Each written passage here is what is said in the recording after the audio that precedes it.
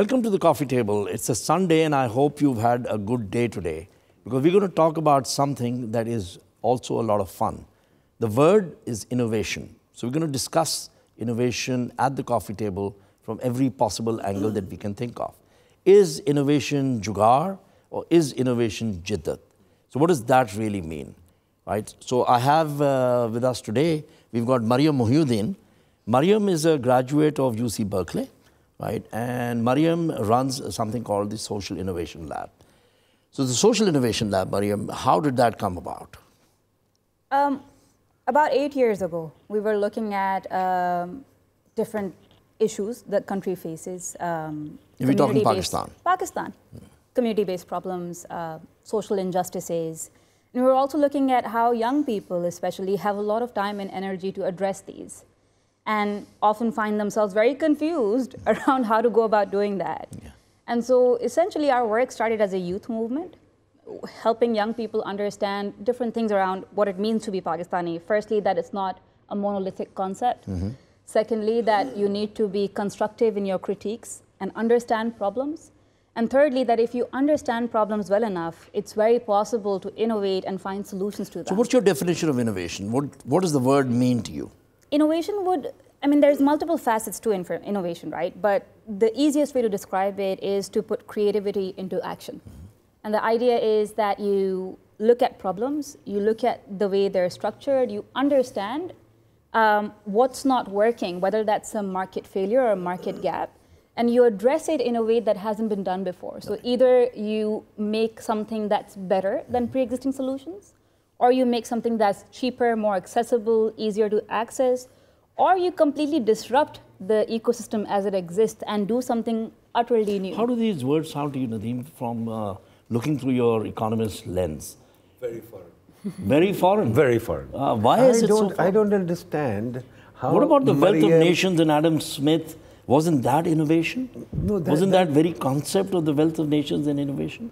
I see where you're going, but I find it very hard to understand. Both of you are reveling in innovation in a society where I've spent many years now and I've seen no innovation at all.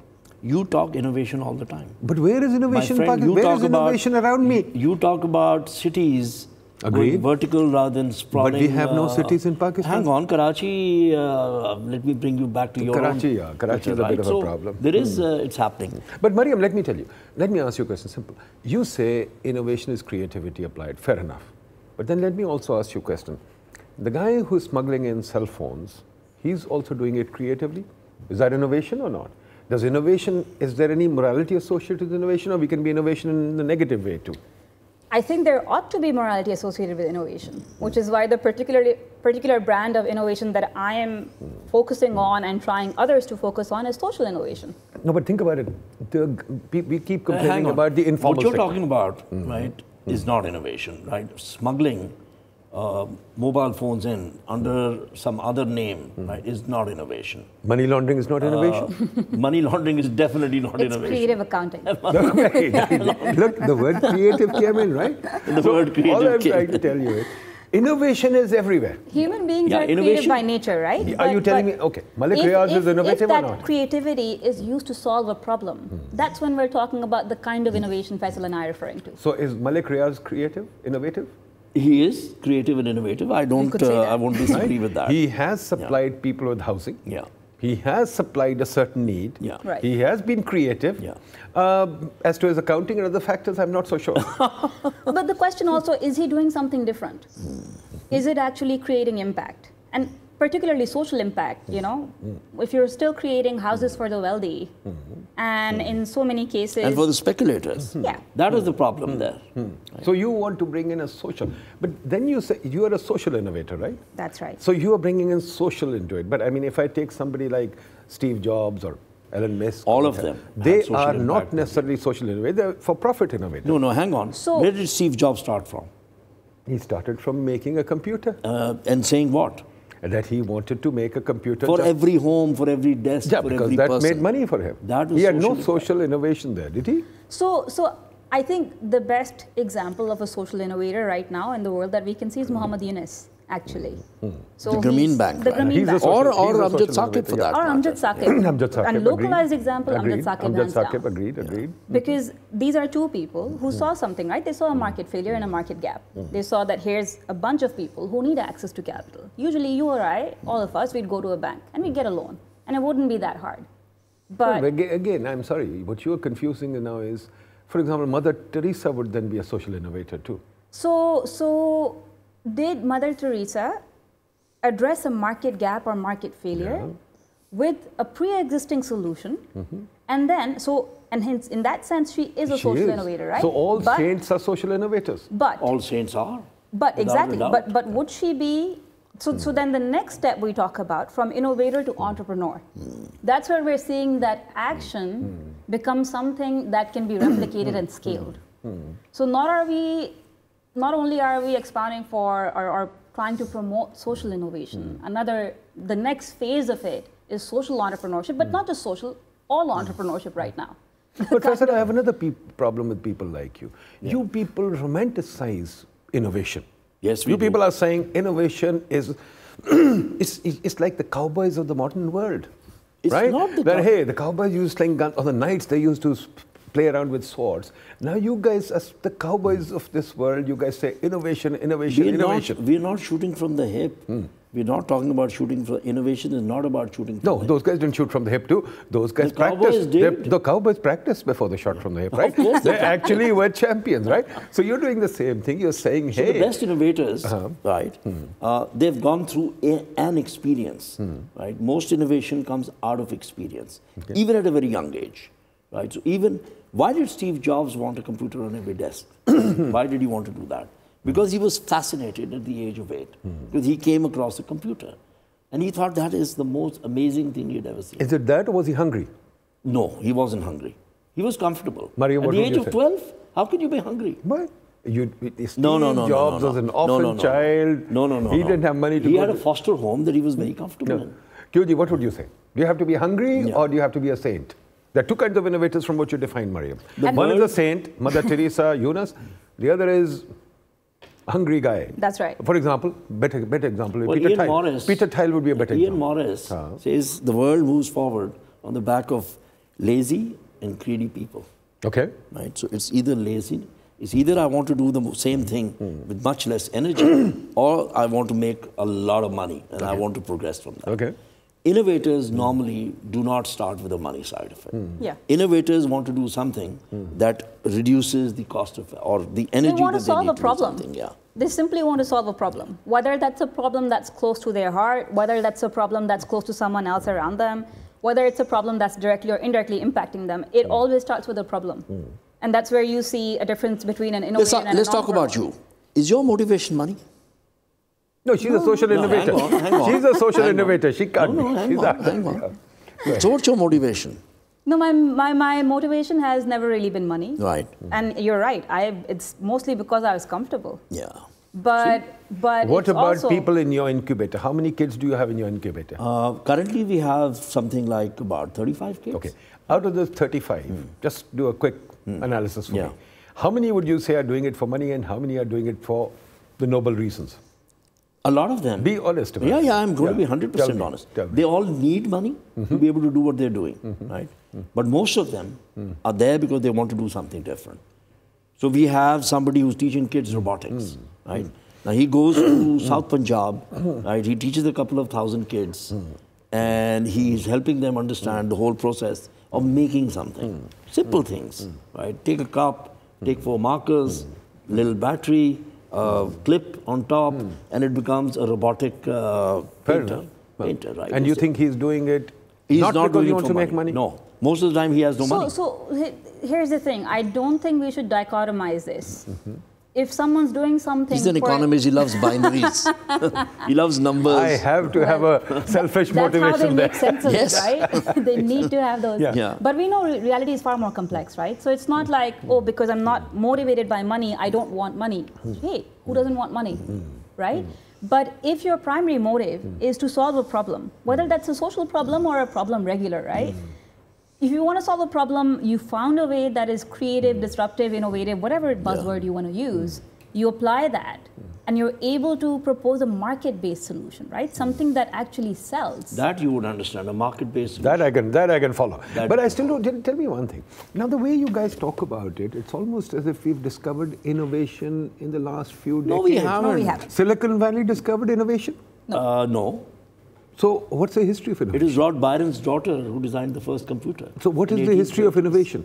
History of innovation goes back to the history of man, right? So we've always been able to fashion tools to make life easier for us. Jugaad, right? Yeah. We were iterating. We were playing with rocks and stones. We were playing with wood. We were playing with fire. No, but was there innovation before Silicon Valley?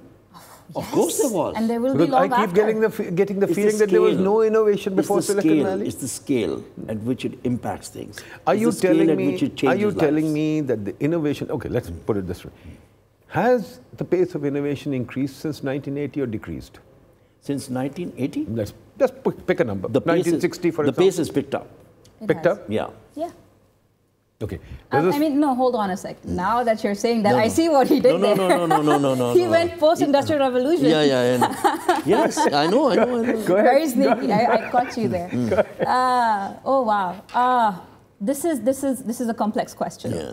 Because before the steam engine, before the industrial revolution, none of this would have been possible, right? And so, that's been the history of man. That's right. So you have these milestones, right, in the history of man where they've done something completely disruptive. Yeah. The printing press was one, the steam engine was another, and Mariam, the stirrup. Yeah. The stirrup was an innovation. But let's reframe the question. My grandfather, right? If he comes, how should I phrase it? Yeah. My grandfather, if he comes today, how different would the world be for him as opposed to his grandfather who comes to his time? Whose world is more different? This world is more different. For sure. For sure. Mariam? It's complex. There's no one way of answering this question. My grandfather's grandfather didn't see electricity. Yes. He didn't see cars, airplanes, everything. My grandfather has seen electricity, has seen cars, has seen everything. Yes. So to him, this world will the mobile phone will... That's the only thing that will blow his mind. What's happened is, as a consequence. Let's look at this as vertical and horizontals, right? Yeah. So if we look at verticals, yes, vertically it seems like innovation has slowed down. Right. But horizontally, when we come to depth, it has deepened. Okay. Interesting point. Please explain that further. So, I must say that's an interesting thought. Go ahead. I mean, if you look at telephones, right? So you had those, we just turn it around, we'd hear the landline, whatnot. The rotaries. Yeah. And now we have, a single press. You don't even need to press. You show your face. Yeah. And it knows it's you. Right. You tell it, hey, I want to call XYZ, and it'll make that call for you. Did you grow up with Star Trek, or were you older than that? No, absolutely. My absolute favorite show. So we grew up with Star Trek, right? And everything we saw in Star Trek, we never believed that it's going to happen. It was sci-fi. Now it's sci-fi. It's there, right there. Yeah, but again, she's made a very good point. The vertical, the horizontal, I like that distinction. That's a good one. Because quite frankly, my grandfather would be shocked if he came into my grandfather's time. Today, my grandfather would not be as shocked if he... cell phone would surprise him. Yeah. But the lights wouldn't surprise him. Yeah. The lights were there. The cars wouldn't surprise him. The airplanes wouldn't surprise him. Yeah. He's seen all that, I mean, a lot of things he would recognize, but once he starts to use them, he'd be like, oh, I'm so lost. Yeah. So, okay. So, let's put it this as innovation has been there for the last 2 or 3 centuries, even more. Yeah. Oh, definitely for sure. more. For sure. Yeah. So, let me take you another way. I mean, venture capital, for example, you guys talk about venture capital as something new. Is venture capital new? No. Not necessarily. How old has venture capital been? As old as the caravans that used to travel. The East India Company. Yeah. Before. Yeah, that's what I'm saying. The caravans. They were all... venture capital. Yeah, I mean, Weber traces venture capital to the Protestant ethic. Yeah. And he talks about how it was a bunch of Protestant Christians working really hard in New America and making lots of money and saying, hey, this money, actually God's happy with me, so here's this money. And they kept, because they wanted to please God for completely religious reasons, they kept working harder and harder and harder accumulating wealth upon wealth upon wealth. And what we're seeing is over time, that value rationality, that religious underpinning being lost, but that practical rationality, that habit of working hard and making money sustained. And over time, that's what led to venture capital as we see it today. So, is what Christopher Columbus did, was that innovation? That was, right? You challenged established norm, you established thought. Everybody was trying to sail east, he sailed west. And he said, I'm going to discover a route to India by sailing west. And how was he financed? He was financed by the Queen. Right. So that was venture capital? That was definitely venture capital. Right. That was queenly capital. So what's new here? What's new here is the manner, right? Is the manner in which the capital is being employed. Right, where you said it's... What's interesting is, so here's the thing. With colonization, there was an imperialist agenda, right? And, you know, the funny bit is some bit of that kind of reifies itself in the way we see venture capital happening now. You know, it's the same white guys putting money around the world. But then you're also seeing, interestingly, and perhaps you would liken this to the babus of those times, but you're also seeing a lot of brown guys and brown women, you know, coming up, taking those positions of power and then saying, hey, how do we use this to create, well, good or wealth or whatever else in our home economies? I'm going to take a break here because we need to take a little break and then we'll come back and just hold that thought. We'll come back straight to you. So please take a break and join us again and let's answer Nadeem's question and saying, was that venture capital and what's different now? It's an interesting question. Welcome back from your break. So before we went away, we were talking to Mariam and she was explaining something to us in response to Nadeem's question on venture capital, what's changed, what's different. And Mariam, I think you were talking about saying the shift of power. So it's no longer just the Western power. It's also shifting in terms of other people who are beginning to move into positions of power where they can innovate or they can lead innovations. They can influence things, right? So we talked about how your colonist agenda was very exploitative. It was all about taking wealth. Economists are always exploitive. We work on that. So? It was all about, you know, taking wealth, taking gold, taking whatever, taking spices, you know, whatever. Yeah. And in so many ways, completely decimating cultures, decimating systems of knowledge, decimating all kinds of wealth, not just financial, but social, intellectual, spiritual. All that's in the past now. We saw similar trends in the venture finance industry also. We saw similar trends. You know, this obsession we have with the Silicon Valley is kind of like the same colonial hangover where we feel they know better than we do. But the good part is that there's a lot of people, innovators, young and old, from places like Pakistan, like India, like Bangladesh, like Afghanistan, who are actually challenging that. Muhammad Yunus, Amjad Saqib, people like this, Bankar Roy, people like this who are saying, actually, you don't know better. I know better. I'm going to tell you what it is. But let me ask you a question. It still seems to me that it's operating in the money space or the good space. You're talking... I think the value space would be a better definition. Let me put it another way. Right now, I see our traditional people, for example, the mullahs and whatever, they use a cell phone. They want to keep their old lifestyle intact. Or the chaudhary in the village will use a cell phone, keep his life intact, roams around in Land Cruiser. Technology is external to us. We use technology in the same, like for example, we put an air conditioner, we use technology for our comforts. Right. But are we really a part of creativity and innovation? I'm talking about we as Pakistanis. Is Pakistan a part of the innovation space? Or are you guys just a little sideshow on the Pakistani landscape? I'll give you the background to this, right? He tweeted today and said, oh, I keep hearing so much about the startup ecosystem and all that, and their contribution is less than 0.1% of GDP. Right? So he started off this thread. I started the discussion. Yeah, you started the discussion. So I'm just trying to bring the discussion here. Is technology or innovation, is it a part of our lifestyle or is it external to us? Do we just worship it? Because it comes down to your point. You're saying, hey, it's about power and power resides there and we just react, right? So that's one very cynical way of looking at it. Very cynical, I agree. I feel... But have you read feasible or not? Have you read Shashi Tharoor's book, Era of Darkness? right? So there was why were people fascinated with India? Why were they all heading towards India? Because India, we had something to offer. We had something to offer. We had something to offer. Yeah. So we had innovations in textiles. We had innovated in the cotton, the use of cotton. We had innovated in silk, right? So we had innovated in a lot of areas. Indigo, right? A major export from India. So we had innovated. The question is, where did this balance shift? Right? So balance did shift to the West. Because the West suddenly were more fearless. Right? They stepped out, they explored the seas, they went to places, right, where they could trade more. So that is what the shift of power happened. We are still trying to deal with that shift of power. Right? The thing on our side. So what was it in the West that happened that made them shift to more innovation? What is it about us that's still holding us back? That's the question that I think it's discovery. It's the age of discovery. Where why were we asleep in the age of discovery? I don't think we were. If we look at our history, we weren't. We were dealing with our colonial hangover. In so many ways, we still are. My issue with all of this is that we keep referring back to a definition of innovation that is alien to us. Okay, now tell us. Yeah. We keep basing our standards once again, whether it's Silicon Valley, whether it's their golden age. I mean, they wouldn't have had Aristotle and Plato if we hadn't translated it, right, back in Spain. But let's come back to Pakistan.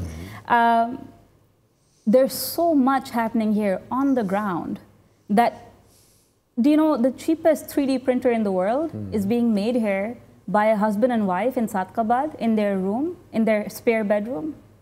Not bad. Okay, tell us about it. Tell us about it. And they made it all by themselves. They're engineers and a computer scientist. Okay. Who loved tinkering and experimenting and doing all kinds of things. And now they've actually built from scratch and in completely indigenous designs a 3D printer that they are now using to print more 3D printers. And you're saying in Sadqabad? In Sadqabad. Which I don't even know where it is, but that's besides the point. Okay, fair enough. South Punjab, where we talk about normally. South Punjab, bordering Sindh and Punjab. Okay, almost. Fair enough. Okay, so you're saying that there are some individuals able to innovate. Always, in any society. In any society. In any society. But, But would you say that Pakistan encourages mainstream innovation? Not at the moment. Not at the right? moment. The other term it's a nascent culture. Okay. The other term that you began to use, and I think Faisal you began to use too, and please explain that to me. I don't understand this. What is this thing about disrupting? Okay. I mean, disrupting sounds very destructive. Yes. I mean, what is it, this disruption? So two things. A, whether we encourage innovation. I think we actually, we don't recognize and value innovation where it exists.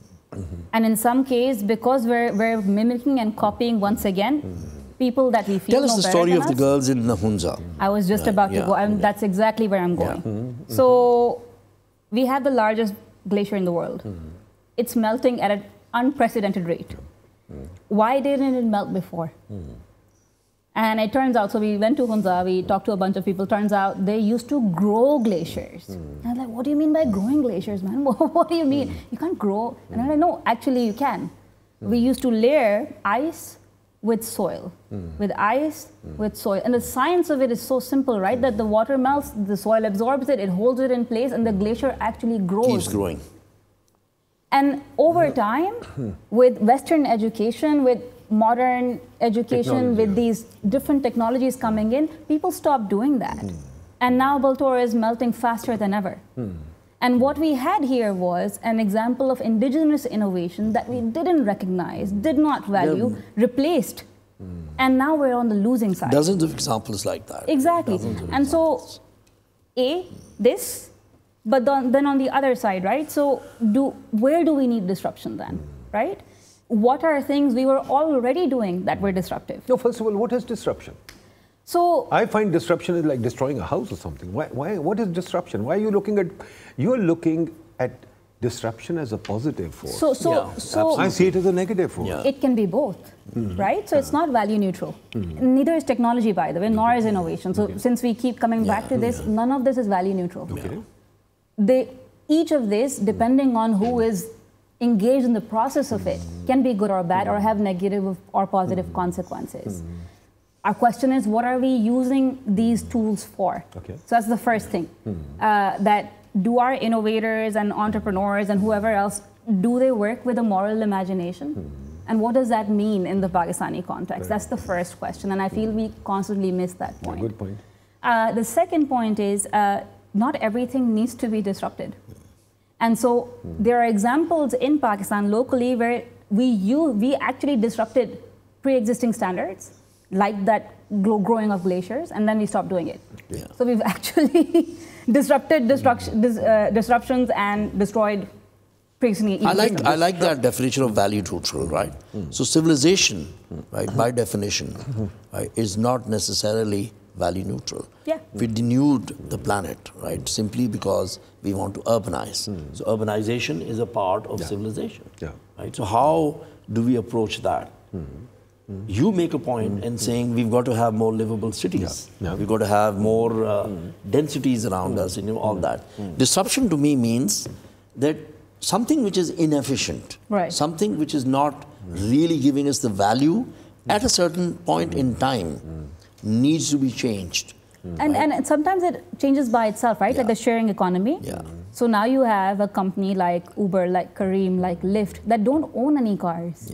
And yet they're the largest car service in the world. No hotels. Hilton has now, by the way, sold most of its properties. And it's now trying to do a similar model to Airbnb. All the car manufacturers are now thinking of the self-driving car. Right. They're not going to sell cars. It's just going to turn up and take you from place to the other. But give me an example of disruption in Pakistan. What have we disrupted indigenously, not that something has come from outside and disrupted us? Okay, that's a good one, right? So why does it have to be local, homegrown? No, just to look at our innovative and creative potential. Let's look at 2 or 3 examples, right? One of them would be, of course, Akhuwat, interest-free loans. Okay. So Yunus, when he was doing his, others who replicated Yunus's model, all had interest. And at some points, particularly in India, exorbitant amounts of interest. So much so that about 90,000 farmers killed themselves because they couldn't pay back their loans. And here you have Amjad Saqib and his team, phenomenal guys, coming and playing the long game. What's that long game they're playing? They're not saying, hey, I'm going to take interest, make lots of money right now. They're saying, hey, I know human beings love giving. And human beings love feeling good about themselves. And human beings love it when they help someone and someone is grateful to them. And so what I'm going to do is, I'm going to give interest-free loans. And I'm going to do it in a mosque or a church where everybody is looking. And everybody feels like, oh my gosh, I have to do this. Oh my gosh, I feel so great. And when they pay back, not only do they pay back their loan amount. So I'm talking about people. They become donors. They become donors. They become the people that are loaning. These are street hawkers. Disrupting my economics thinking. And what he's done, human beings are good. What he's done is behavioral economics. Like he's told you, the prisoner's dilemma is not the only way. That it doesn't have to be lose-lose. That we can be win, win, and win. And I can't, honestly, phenomenal disruption. Thank you, Mariam. Good. It's very rare. But Mariam, okay, fair enough. I'll agree with you. And that's one. Okay. What's the next one? I hear the word concede. You have conceded. You have another one? Yes, Indus Hospital, Dr. Bari and his folks. Phenomenal innovation once again, right? What is Indus Hospital? Please tell us. We don't know about it. So Indus Hospital is a hospital in Karachi, and actually they're now, I think, replicating it across different parts. What are they doing? It's a fully, so it's a very, it's got this entire technological process, and it's paperless. It's paperless, free for people who can't afford the care, and extremely high quality care. So you go in, you give your name, you give your records, everything goes on their system. They know exactly when it happens. They do your bookings. They do your best. So much so that the people who founded it are confident enough to go and have their operations in the same hospital, and it's free of cost. There's another one, Rizq, that is part of the SIL, Social Innovation Lab. I'm going to come to that too. Okay, you are going to But wouldn't you then say that in that sense, Shaukat Khanum was also disruptive at its time? Absolutely. It also set in motion something that was a kind of a precursor of Indus. Exactly, right? And so this, now you've made 3 examples. I'm going to give you a 4th one, and that's Rizq. 3 young boys from Lums, Huzaifa, Musa, and Qasim. saw their mother giving food to people in the community every Sunday. So they used to have a langar at their house every Sunday. Then over time they saw that the mother she gave up her full-time stuff and she started doing langar every day.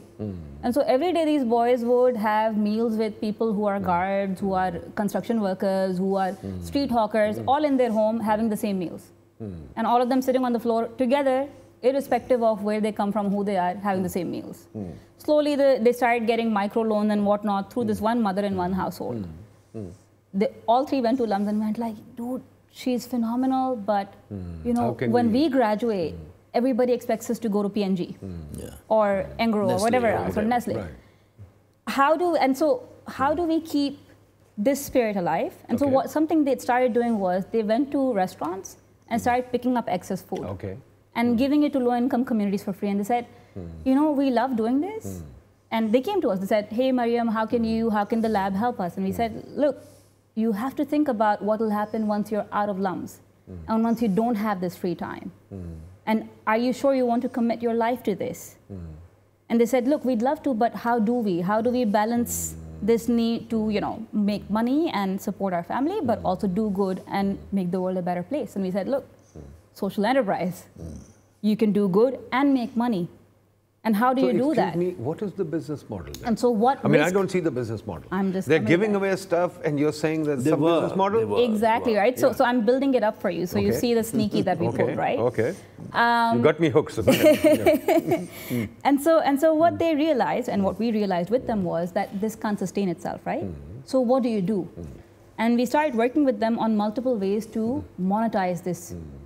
One thing that they started with was charging the restaurants for picking up the excess food. The restaurant said, yes, actually, this is a waste disposal service. And so technically, when they come pick this food, they take care of the waste for the restaurant. So they said, okay, Mariam, we have a business model. Did the math, find out it's not enough. It's hardly enough to cover their ops, no salary. Nothing, Okay, what will you do?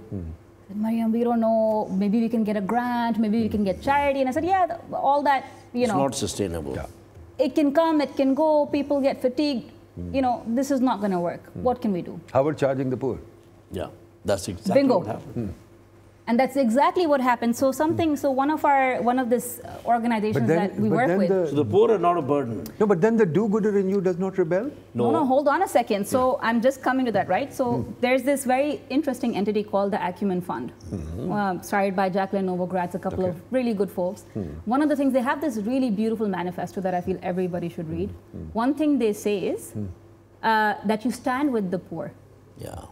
And when you stand with the poor, you give to them in a sense that doesn't take away their dignity, right? So when you're telling someone, hey, you can't fend for yourself, here's a freebie, you take away their dignity.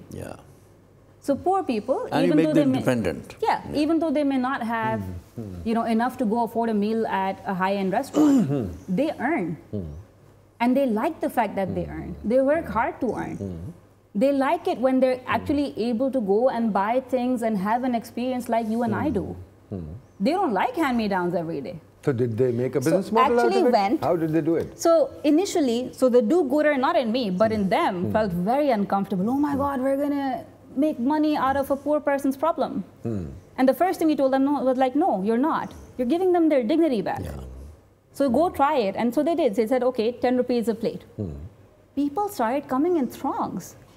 Can you believe aunties from DHA would send their drivers? And no, I was going to say that. Is that good? No. Are you saying that's good? So guess what happened then? So this is what we mean by... Next time I have a dinner party, I'll get food from there. Because of course, it's food from Monal, it's food from one of the best restaurants, right?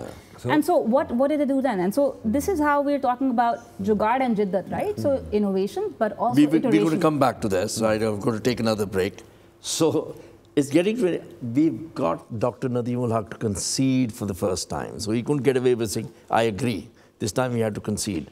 So I'm going to hold that because that is such a moment. And go make yourself a cup of coffee and come back. Welcome back. So before we went away to the break, we had Mariam talking to us about Rizq, about the model, about how the poor also need to have their dignity intact. So you don't always have to give anything away. for totally free to them. They would be willing to pay. So tell us more, Mariam. And how do we replicate these models? How do we make sure that we as a country start to develop an innovative culture, right? Rather than taking whatever is there and saying, okay, let's just continue with it. And what we saw Rizq do was, so they started seeing this, this situation where people with really high incomes coming in, trying to get that food for a low cost. That's amazing. Huh? Yeah, ridiculous, outrageous, but this is how it is. No, that's not amazing. That fits in with my economic model. So what is your economic model? No, I mean, look, take advantage where you can. Take advantage. And they saw both sides of it, right? So they saw the light side and the bright side of humanity in that sense. But what they started doing was creating these ration cards. Yeah. And these ration cards actually ended up going to women, not men. Okay. So the women of the households decided how much food is going to come in, what food is going to come in, what time of day it's going to come in. Right. Over time, they started working with other entrepreneurs in those same communities, right? So they started a food bank, but in that food bank, they put an extra room in. And that extra room, they have partners like Akhuwat, they have partners like a microfinance, the micro health insurance company, an education NGO, TEFTA and those folks. And what they're doing is, not only are they giving food to the community, that's the first problem. So skill development. Skill development, access to finance, access to education, access to quality healthcare. And so with these food banks, they're also partnering with multiple other entities like them. What they've done now... This is like a community touch point now. Absolutely. Right. And so what they've done is they've actually... So Mariam, all this effort, will there be an IPO? I really hope so. Will they be listed on the stock exchange? Will they make money enough that Faisal and I can buy their shares? We really hope so. Actually, you can buy shares right now. No, they're looking to raise funding. No, if you want to be the first mover. No, raise funding. No, the reason I'm asking this, Mariam, is very simple. I know we like these stories. Right. Akhuwat and Yunus. Yunus, for example, was very big 20, 30 years ago. And then kind of microfinance didn't go anywhere. Microfinance, every country has started. Right. But even Pakistan has microfinance, but it's never really become anything. Microfinance is not going to solve the poverty problem. You know how much Akhuwat is lending so far? You know what their lending portfolio is? 75 billion rupees. This is not even, I hate to say it, it's not even 1% of GDP yet. Oh, it may not be 1%. See, I have to, like an economist, I have to see scale. Sure. That's why I wrote on Twitter that innovation culture has not even got to 0.1% of GDP yet. Now, Mariam, as I said, I'm an economist and I have to think big. And I have to see this country, Imran Khan, poor guy, is thinking about the poor and he's thinking about bringing prosperity to the poor. And yes, of course, our goal has to be to develop this society. I think that's what should motivate us, move us, right? Right. If you're not doing that, the rest is we just kind of, it's a clubby thing, we can talk about it. So tell me, how can we make, first of all, we agree. Faisal, do you agree with me? Pakistan innovation is in the edges. It is. It's not there in the universities, it's not there in the clubs, it isn't. It's not there in the offices, it's not there in households. Until that is there, like the US, the one thing is innovation is everywhere. And the garage is the... Every garage is innovation, right? So the question is, what can we do something to make innovation mainstream? Or are we just going to be, you and I, we'll be talking about it in clubby fashion? Two things. Innovation isn't everywhere in the US. It's in maybe 4 cities across 50 states. Okay, I have to concede again. Yeah. Okay, fair enough. So, So tell me, why is it in those cities and not the others? Well, because they've managed to create an environment that is conducive to it. So and so that's where we have something to learn. So tell us. Right? So we're looking at Austin, we're looking at Silicon Valley, we're looking at maybe some parts of New York, we're looking at Denver. And what has worked in these ecosystems, right, is that people are open, they are willing to collaborate, if they see something that doesn't work, they all know it and they all share that information that, hey, this person or this thing came to us, we don't trust it, it's not going to work. And so you either end up being very big or you end up being completely out of the picture in that place. Is it somehow tied to nothing built on lies, nothing built on falsehood. Is it tied to universities? Do universities play a central role or not? For sure. There are some of them. So for instance, Silicon Valley, Stanford, Berkeley, this entire ecosystem has a big role to play. Of course, the university ecosystem, but also the industry ecosystem, right? So Google, Facebook, these guys. So, I mean, we keep talking about industry-academia linkages here and it doesn't really happen. Yeah, it doesn't happen. It doesn't really happen. Why should it happen? How else do you cover, what is the purpose of research? Is the purpose of research only to write papers? Or is the purpose of research to look at problems that people face, that your environment, your community faces, and saying, okay, we're going to solve this problem, right? And then take it to practical application. Well, that on the fact that if there are people, so for instance, professors who want to innovate and who want to do things, they're not allowed to start a company. Yes. University rules stop that. HEC wants people to start companies, but then the ratios of it, the patenting of it, the IPs of it, No, but why, it's not clear. Suddenly, look, you were on social innovation. You talked about not making money, and suddenly you want to make companies and make money. Look, I think No, she doesn't say social innovation doesn't mean you don't Social make money. innovation never says that money is a bad thing. Social innovation says, in fact, social entrepreneurs who apply social innovation say you must make money. Yeah. Otherwise, you're going to die. Yeah. So you need money to sustain. The whole idea of a market-based solution is that whatever you're doing needs to sustain by itself, irrespective of whether I live or die. On donors. It can't be dependent on donors, but not even individuals. They're supposed to be institutions. If I die tomorrow, my work should go on. Yeah. Right? And so the idea is to create institutions that are self-sustaining. Of course, you need money for that. But the idea is impact first. Let me throw a problem at you. We've got 100 million kids under the age of 20 or something. Out of We've got a school. large number of kids. And these kids are going to come into the labor force, 3 million at a time every year. Right. Yeah. And if we don't employ them, they may go in directions that we don't want. We can't employ all of them, so we need to make sure, right, that they have skills or they learn skills that can be gainful. So how can both of you are innovators, I'm not. How can we use your innovative model to help those kids? We are doing that How? currently. Micro-entrepreneurship, right? Train people how to start small businesses. Yeah, small business, support small businesses, number one. Number two, there's so many opportunities. There are going to be 100 million small businesses? No, Why not? coming to that. So here's another thing. Now, I want to say, why not? I'm just asking. You talk about... Are you telling me... You talk about kiosks in cities. No, but I was going to come to that. Yeah. Because right now, your legal system does not allow kiosks. That's the problem. So I Right was coming to now, exactly right that. now, no. I mean, come on. You can't change that because our cars are more important than kiosks. That's right. So let me, and this is exactly where I was coming to, right? That regulation in this country really needs to be re-examined and re-evaluated and revamped. We have made it so hard for people to do good work. Absolutely. And not just that, even the ones who are doing good work, there's so much they can do for the government. For example, but public procurement. Your policy right now says non-filers can't do a damn thing. Exactly. And these poor kids are non-filers. Yeah. So what should they do? We need to readdress that and say, what do you mean? So number you'll one spend is, the but next 20 also years addressing procurement, it. right? So why is there no law that requires 20% of all public procurement to happen through entrepreneurs? Why? I mean, we have that in India.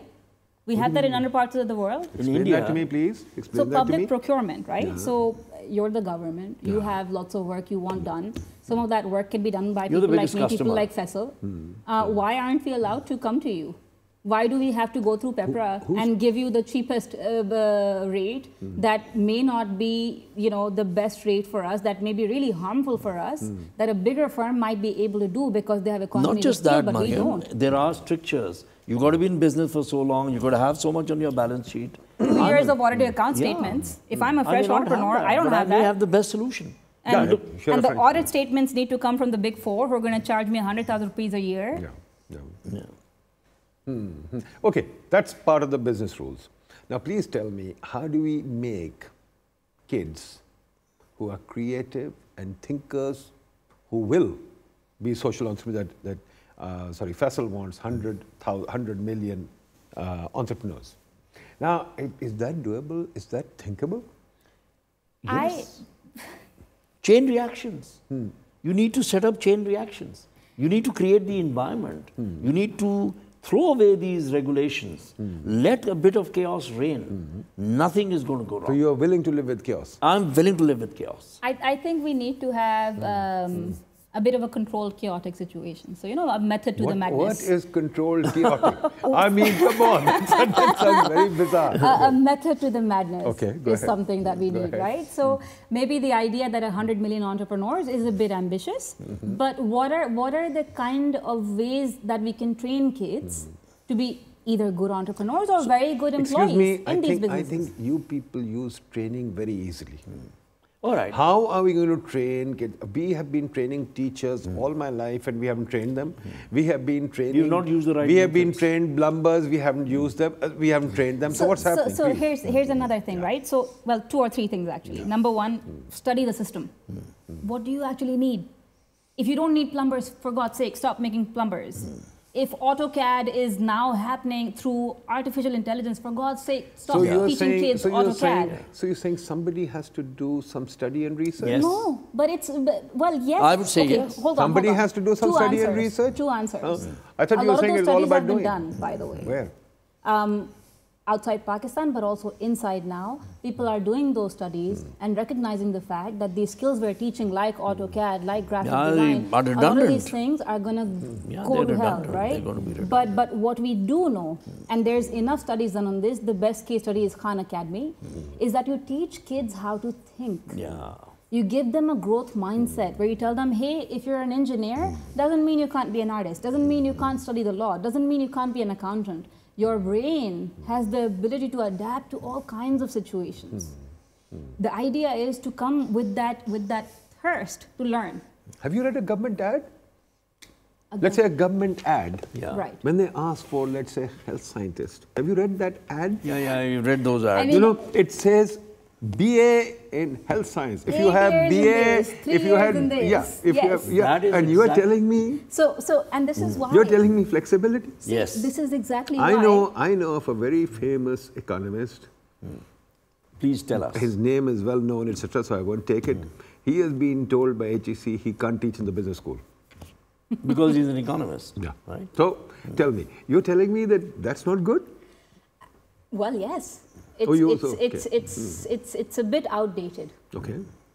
It's archaic. The World Economic Forum has published a list of skills Yeah. that are the skills for the future. So you're saying if I've done biology, I can teach health sciences? Well, if Yes, you can. but the question is, do you need health scientists in your economy or not? Ah, okay. She's going further. So somebody has to be thinking. Yes. But people are. My Your favorite subject. If Nobody's somebody is thinking in the society, can you People- tell me where? people I mean, are you telling me the government is actually thinking? It isn't at the moment. Yeah, so, but I think Mariam... I feel certain people in the government might be. There are indications No, to but it. is it about certain people or is it about a system? It's about the system. That's where we need to. So systems shift. All right, let's try to now, put it all together, wrap it up. So we've talked about innovation, we've talked about social innovation, we've talked about what innovation can do to a society. We've talked about what innovation can do to the wealth of a nation. We've talked about how innovation can lift people out of poverty. Big problems can be solved only through innovation. No, but the most important thing is innovation is human. It's been with us throughout history. Yes, it has. From the time Absolutely. the wheel was invented, It has. to Even Archimedes before finding that, the the flotation first time that principle, somebody picked up a the bone. lever, the bone. Yeah. You remember you wanted to do Kubrick, the Yes, first scene yes, is picking up the yeah. bone and working with it. Okay, so that's one thing. The second thing is venture capital has always been there too. It has been there. One People have form or the financed other. innovation Yeah, or something like that, absolutely. right? And so the main thing is that there's nothing really new about it. Thing is to be creative. Yes. And creativity rests in culture. But also we don't have a create to shift systems, right? So the idea is that you encourage a kind of innovation that actually shifts the system and makes us go towards, as But then would Pakistan. I be right that it all begins with questioning? Yes, it does. Absolutely. Always. Is questioning important? Utterly. It's the most important thing. I was at a group yesterday giving a talk and they said questions are important. They said no, questions are not important. Give us solutions. You should have That we've thrown had enough of questioning. should have thrown those we people must out have of that solutions. If you particular don't discussion. ask questions, how will you understand the problem? Yeah. But people say that we have been asking questions, we don't get answers, so now we must talk solutions. No. Well, if you're getting answers, not asking to the right questions, That's right? right.